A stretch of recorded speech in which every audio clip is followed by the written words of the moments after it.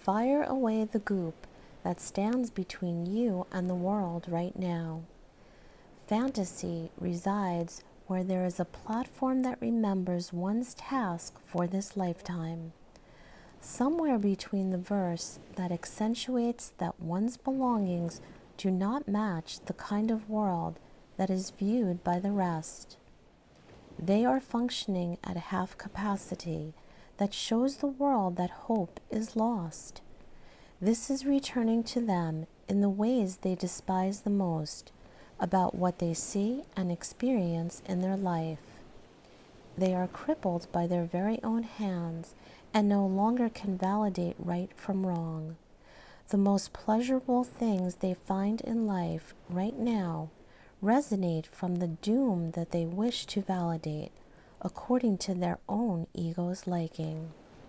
This grows amongst the weeds on your planet as a festering display of the righteous, because no matter what the cause, they claim to be on the right side of truth, gallantly taking a bow and promoting the same misogynistic fears over and over. We are not saying this as a cause to eliminate this kind of behavior on your planet, but more so to see it for what it is. And what it is falls in line with one's own choice of how they want to portray their life experience. Every moment in one's life is a segment of passage, known to the soul as a right or freedom to join with the body as a physical interpretation of itself, and to utilize the space for exploration. In other words, for the soul to explore life through the mechanics of a physical vessel.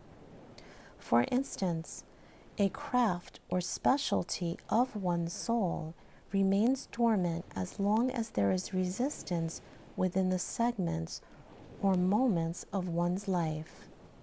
This invariably means that one will not release themselves from a superficial point of view, meaning a view according to one's ego. This ego follows one around like a long-lost sheep, never leaving one's side. It pontificates on everything for only its own cause. It is the cause of one's unruliness when it comes to a deciding factor of what is right and what is wrong. It has little self-control for anything other than the control it demands for itself. There is only one thing that will push the ego aside to keep its view from pushing you around. It is the words, "To thine own self be true," which should be taken from one's script and be remembered with kindness.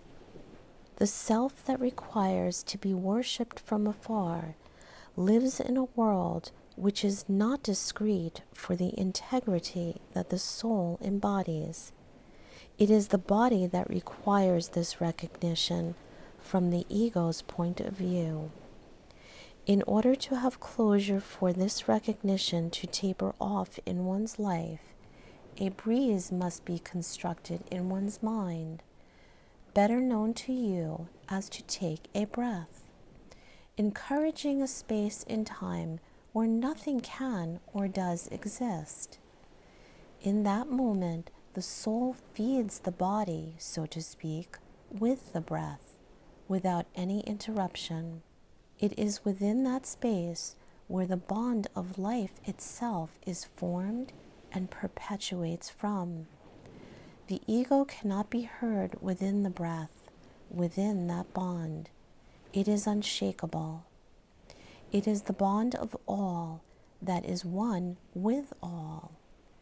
The aliveness that comes from one's breath keeps the ego away from making it its home.